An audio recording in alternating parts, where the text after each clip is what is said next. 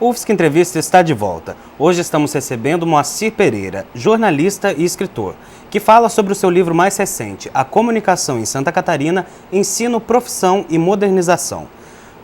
Moacir, o senhor foi um dos fundadores do curso de jornalismo da UFSC, né, que inclusive foi o primeiro do estado. Sim.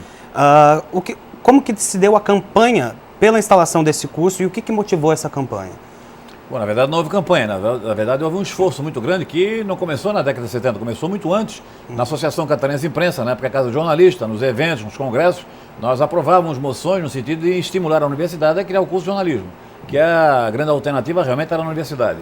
E eu, mais do que nunca, me convenci já quando eu me formei em Direito em 1970. Eu sou jornalista por direito adquirido, pela legislação que protegia na época, porque não tinha jornalismo quando eu me formei. E aí o curso que dava uma abrangência muito grande para diversas especialidades, magistratura, administração, Ministério Público, advocacia e jornalismo, era o direito. Por isso eu fiz direito. E aí me convenci de que para o exercício de jornalismo era fundamental ter uma formação acadêmica.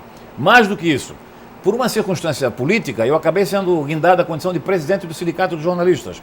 E aí constatei o seguinte, nos eventos nacionais e até internacionais, da Bahia para baixo, o único estado que não tinha habilitação acadêmica em jornalismo era Santa Catarina. E a legislação obrigava que, para registro profissional no Ministério do Trabalho, os profissionais tinham que ter o diploma de jornalista. Então eu me empenhei a fundo nesse trabalho junto com outros colegas. Mas, modesta parte, procurei liderar o processo com todo o empenho, com toda a força, a partir dessa condição de presidente do Sindicato de Jornalistas, compreendeu?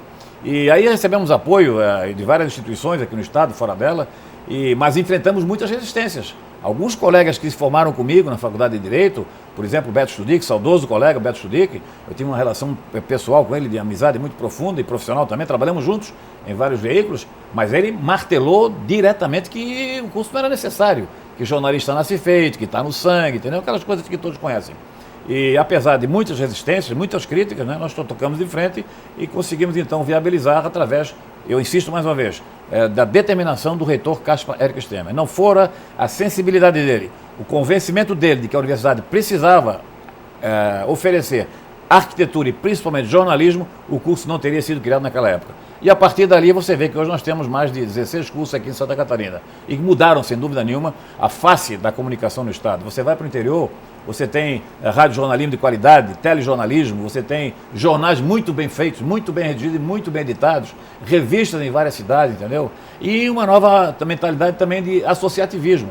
A Associação Catarinense de Imprensa, hoje presidida pelo nosso companheiro Ademir Arnon, tem estado presente em várias regiões de Santa Catarina. E aí, quem vai a esses eventos de aprimoramento, de congraçamento, né? Chapecó, Criciúma, Blumenau, Joinville, etc., são exatamente os profissionais egressos dos cursos de jornalismo desse município de Santa Catarina. Aproveitando que o senhor disse um pouco sobre esse momento de criação do curso que a gente tem falado, quais que eram as dificuldades e condições impostas pelo momento político que se vivia no fim da década de 70? Bom, isso está no livro. Eu fiz uma entrevista com o professor Stemmer, de saudosa memória, né? Realmente foi uma figura notável da educação de Santa Catarina, exatamente para que ele esclarecesse, né, de viva voz como se deu esse processo.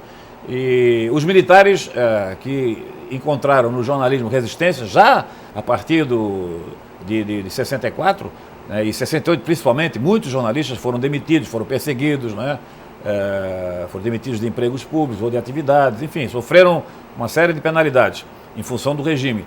Então o regime não tinha interesse em criar novos cursos de jornalismo. E o professor Stemmer, nessa entrevista que ele me concedeu, que está publicada na íntegra no livro, ele diz exatamente isso, que os militares não queriam saber do curso de jornalismo, porque o jornalismo incomodava muito, os jornalistas incomodavam muito, não é? Eram muito críticos, eram muito contundentes e tal, então que eles não eram favoráveis. Mas ele encontrou o diretor do Departamento de Ensino Superior do MEC, que foi o grande aliado nessa causa, e finalmente nós chegamos a esse resultado positivo. Certo. O senhor também, no livro, faz um histórico sobre fatos que remontam, como o senhor diz, o ensino de jornalismo remonta a cerca de 2 séculos de história, né? Quais seriam os fatos mais importantes que o senhor pode destacar assim, para a gente nessa história? Se você quiser, eu posso voltar ao grande catarinense Gustavo de Lacerda, não é? O tempo pode voltar até um pouco antes, mas o Gustavo de Lacerda era uma espécie de senzala da imprensa, né? Ele era um repórter muito humilde, saiu daqui, foi para Santos, depois de Santos foi para o Rio de Janeiro, e lá, repórter muito simples realmente, né? ele teve a ideia de aglutinar jornalistas e criou a Associação Brasileira de Imprensa. A ABI é fundada por Gustavo Lacerda em 1908.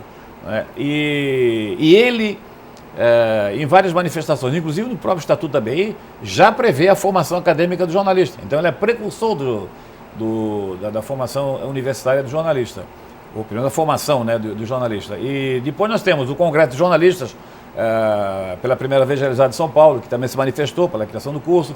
Temos a criação do primeiro curso de jornalismo da Fundação Casper Libro em São Paulo. Depois temos a USP, da Universidade do Rio de Janeiro, entendeu? Então são vários os momentos em que a formação acadêmica ganha realmente um impacto e acaba se traduzindo na melhoria da qualidade do ensino e do exercício profissional, principalmente.